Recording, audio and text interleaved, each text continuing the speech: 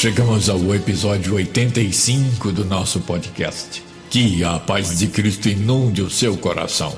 É uma honra ter você aqui comigo.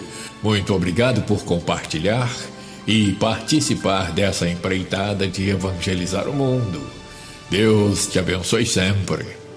Nosso abraço especial à pastora, cantora Elite Neves, que completou 80 anos no dia 3 de março. Uma vida que marca vidas, através das canções que interpreta, através das mensagens que prega e através do sublime chamado para a oração que tem cumprido em cada dia de sua preciosa vida.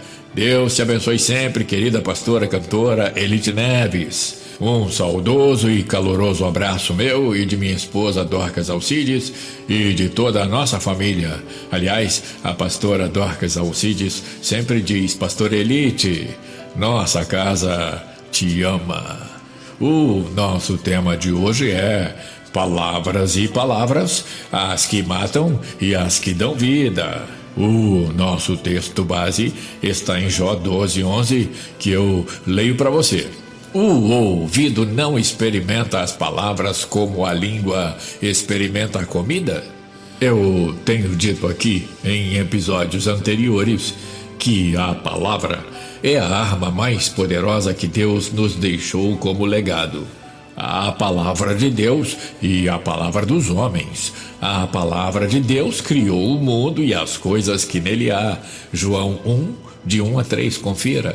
Pela palavra de Deus, nós fomos feitos à imagem e à semelhança dele. Gênesis 1, de 26 a 27, confira também. Pela palavra de Deus fomos transformados, pela palavra de Deus vivemos, pela palavra de Deus o inimigo foi vencido, pela palavra de Deus fomos feitos filhos de Deus, pela palavra de Deus entraremos nos céus, pelas portas, pela palavra de Deus viveremos com Cristo, a palavra de Deus para sempre. Todavia, a palavra dos homens não produz apenas boas obras. Às vezes, destrói vidas, mata sonhos, mata carreiras, mata amores. A palavra é o verbo. O verbo é a palavra. Verbo é palavra que traduz ação. Veja, eu vivo, ando, corro, choro, sorrio, sinto, durmo, levanto, me alimento. O verbo é tão importante que tudo que Deus fez-lo através do verbo, da palavra. Que palavras estão presentes no nosso vocabulário cotidiano? O que nossas palavras estão fazendo com nossos filhos, com nossos familiares, com nossas vidas? Minhas palavras ajuntam ou espalham? Congregam ou segregam? Hospedam ou expulsam? Alguém já disse que somos senhores dos nossos pensamentos, mas somos escravos das nossas palavras. Eu vou repetir para você o que alguém já disse. Somos senhores dos nossos pensamentos, mas somos escravos de nossas palavras. Ou seja, enquanto são pensamentos, podemos esquecê-los, podemos afastá-los, podemos ignorá-los. Mas se nós transformamos nossos pensamentos em palavras, somos responsáveis por elas e somos escravos delas. Faz sentido. A Bíblia diz que não devemos jurar, mas se o fizermos, temos de cumprir. Por isso, na maioria das vezes, o jargão popular tem razão. Você sabe, você lembra. Perdeu uma ótima oportunidade de ficar calado. Esse ditado é usado quando falamos o que não devemos, quando falamos alguma coisa fora de hora, inconveniente, constrangedora. Avançando, temos que as palavras têm sabores. É oportuno repetir o que a Bíblia diz. O ouvido não experimenta as palavras como a língua experimenta a comida. Jó 12:11 é o nosso texto base, você lembra? No blog Desafiando Limites, encontrei um precioso texto que tem muito a ver com nossa reflexão de hoje. Como assim? O ouvido prova as palavras? Pesquisando, descobri que nossa língua é capaz de identificar corretamente os seguintes sabores: doce na ponta, azedo e salgado nas laterais e, finalmente, amargo no fim. Analisando dessa forma, ficou bem mais fácil entender o que a palavra de Deus quer dizer, não é mesmo? Mas afinal, isso também quer dizer que as palavras possuem sabor? Essa pergunta, apesar de simples, não pode ser respondida tão facilmente. Ora, quem não ouviu ou disse palavras doces à pessoa amada? Ou quem já não reclamou que é difícil ouvir palavras amargas ou participar de uma conversa que azedou? Sim, as palavras têm sabor, mas quem os prova não é a língua, mas sim o ouvido. E você me pergunta, continua o blog, e o que eu aprendo com isso? Várias e interessantes coisas, diga-se de passagem. Quais? Primeira, temos que ter muito cuidado com as palavras que proferimos. Dito de outra forma, poderia dizer que temos que escolher com cuidado as palavras que dizemos. Por quê? Simples. Se falamos apenas palavras doces a alguém, o risco de essa pessoa ficar, entre aspas, diabética é elevado. Sabia que um dos efeitos do diabetes é cegar? E é a mais pura verdade, palavras doces cegam mesmo. E o mesmo pode ser dito das palavras salgadas demais. Abrindo aspas, causando hipertensão, fecha aspas. As amargas causando depressão e as azedas gastrites e úlceras. Evidentemente que o blog está usando figuras de linguagem. Vejamos a segunda coisa. Temos que aprender os momentos adequados para temperar as palavras que proferimos. Se não podemos falar apenas palavras bonitas, ou seja, doces, nem só palavras duras, ou seja, amargas, ou azedas ou salgadas, é preciso muita sabedoria para combinar esses sabores e ainda transmitir nossa mensagem. Infelizmente, o que mais vemos hoje são pessoas que transmitem monossílabos monossalutares, ou seja, de apenas um sabor. Se você quer se fazer entender, saiba se comunicar em mais de um sabor. E, finalmente, para concluir, diz o blog, temos que estar preparados para ouvir palavras de todo tipo, desde as mais amargas e azedas, passando pelas salgadas até aquelas melosas que nos dizem somente para tentar nos enganar. Eles têm razão, os titulares do blog Desafiando Limites. Meu tópico primeiro: os efeitos das palavras que ouvimos dos outros. Nós temos as mais variadas reações às palavras dos outros sobre nós. Ficamos desconfiados, incrédulos, atônitos, perturbados, inquietos, assustados, preocupados, decepcionados, tristes, indignados e irados. Mas a ira é o limite entre o comportamento consciente e a bobagem inconsciente, da qual só nos daremos conta na hora da cobrança, porque a cobrança virá, não tenham dúvidas. Um exemplo é o assassinato recente de um congolês em solo brasileiro, Moise. por irrelevantes R$200. Os assassinos dizem: ninguém queria matar ninguém, era só um corretivo.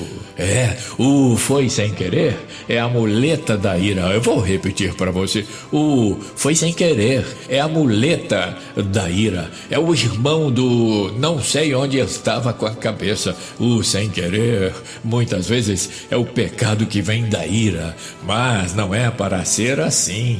Em Efésios 4:26 lemos: irai-vos e não pequeis. Não se ponha o sol sobre a vossa ira. Vou repetir Efésios 4:26 para você: irai-vos e não pequeis. Não se ponha o sol sobre a vossa ira. Percebeu? Posso me irar, mas não devo pecar.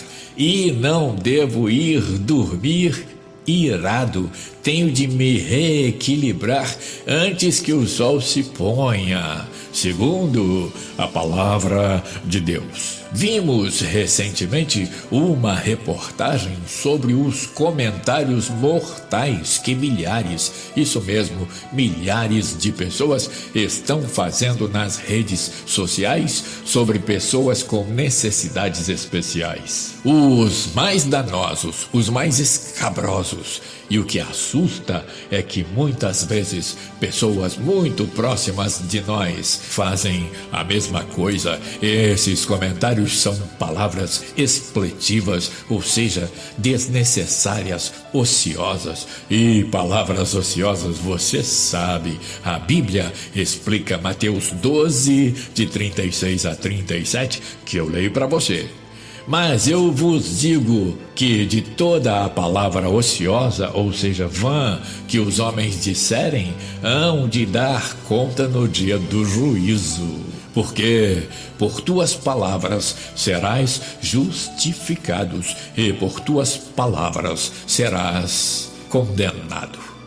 Meu tópico número 2, o efeito das palavras que falamos aos outros. Você já pode ter matado alguém espiritualmente e nem percebeu ainda. Pode ter matado um sonho no nascedouro, com o poder ácido, amargo, maldoso, malicioso ou inadvertido de suas palavras. Uma boa reflexão poderá esclarecer se ainda há tempo de reparar o estrago, ou poderá mostrar que não dá mais tempo para fazer nada.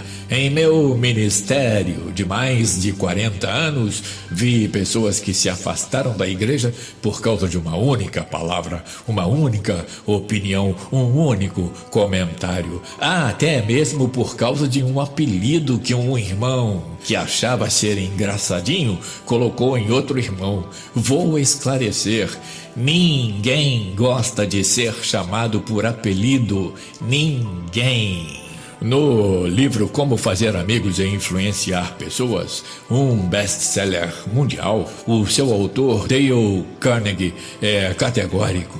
A palavra que uma pessoa mais gosta de ouvir é o nome dela. Não importa a língua ou cultura, é o som, é a música mais bonita para os ouvidos. Ninguém se chama Coisinha. Sabe, Coisinha? Ei, Coisinha. E aí, Coisinha? E aí, gordinho? Batata, macarrão, linguiça, baixinho, vareta e por aí vai. As pessoas têm nome e, não raro, têm orgulho do nome que ostentam. Isso é tão sério e tão bonito que Jesus nos chama pelo nome, nos chamará pelo nome. Veja alguns relatos. Isaías, profeta: o Senhor me chamou desde o ventre, desde as entranhas da minha mãe, fez menção do meu nome. Isaías 49:1.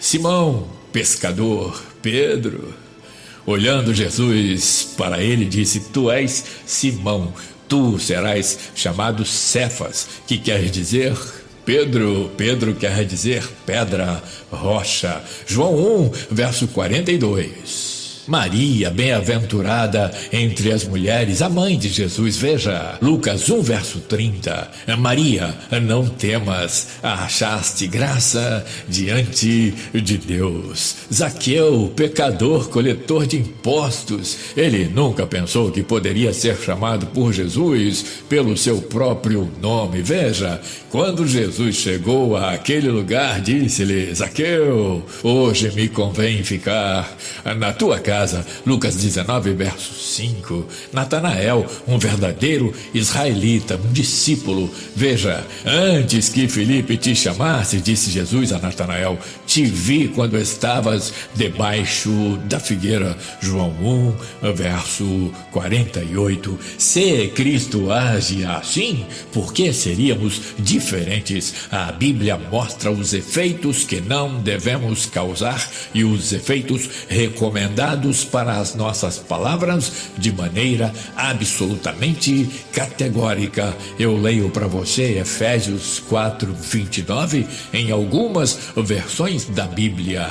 Não digam palavras que fazem mal aos outros, mas usem apenas palavras boas que ajudam os outros a crescer na fé e a conseguir o que necessitam, para que as coisas que vocês dizem façam bem aos que ouvem. Nova tradução na linguagem de hoje. Efésios 4:29 na Bíblia King James. Não saia da vossa boca nenhuma palavra que cause destruição, mas somente a que seja útil para a edificação, de acordo com a necessidade, a fim de que comunique graça aos que a ouvem. Agora, a Bíblia Almeida, revista, corrigida e atualizada. Efésios 4:29. É claro, não saia da vossa boca nenhuma palavra torpe, mas só a que for boa para promover a edificação, para que dê graça aos que a ouvem. Palavras torpes, você sabe, são aquelas cujo significado é sujo, obsceno, destruidor. Uma pessoa educada não usaria, pois seria uma grosseria. Uma pessoa sóbria também não, seria destempero, desequilíbrio. Uma pessoa com Deus no coração nem pensaria em usá-las. Isso seria desamor e desrespeita o segundo grande mandamento do Senhor Jesus. Marcos 12:31, eu leio para você. E o segundo, semelhante a este, é: amarás o teu próximo como a ti mesmo. Não há outro mandamento maior do que estes. Nós estamos falando do segundo, e o primeiro é amar a Deus sobre todas as coisas. Observe aqui o advérbio de modo como, ou seja, amarás o teu próximo da mesma maneira que tu te amas. Que efeito queremos causar nos outros com nossas palavras? Que efeitos nossas palavras estão causando nos outros? Você se lembra quantas vezes você disse: eu não quis dizer isso, mas foi isso que você disse. É preocupante. Eu quero que a minha palavra faça um efeito e ela faz outro, porque eu pronunciei uma palavra errada. Meu tópico 3, os efeitos das palavras de Deus em nós. Aqui eu quero trazer a objetividade de Jesus sobre o que a palavra de Deus tem feito em nós, sem tirar nem pôr. João 15, de 3-11, Jesus falando: vós já estáis limpos pela palavra que vos tem falado. Está em mim e eu em vós. Como a vara de si mesma não pode dar fruto se não estiver na videira, assim também vós, se não estiverdes em mim. Eu sou a videira, vós as varas. Quem está em mim e eu nele, este dá muito fruto, porque sem mim nada podereis fazer. Se alguém não estiver em mim, será lançado fora como a vara e secará, e os colhem e lançam no fogo e ardem. Se vós estiverdes em mim e as minhas palavras estiverem em vós, pedireis tudo o que quiserdes e vos será feito. Nisto é glorificado meu Pai, que deis muito fruto, e assim sereis meus discípulos. Como o Pai me amou, também eu vos amei a vós. Permanecei no meu amor. Se guardardes os meus mandamentos, permanecereis no meu amor. Do mesmo modo que eu tenho guardado os mandamentos do meu Pai e permaneço no seu amor.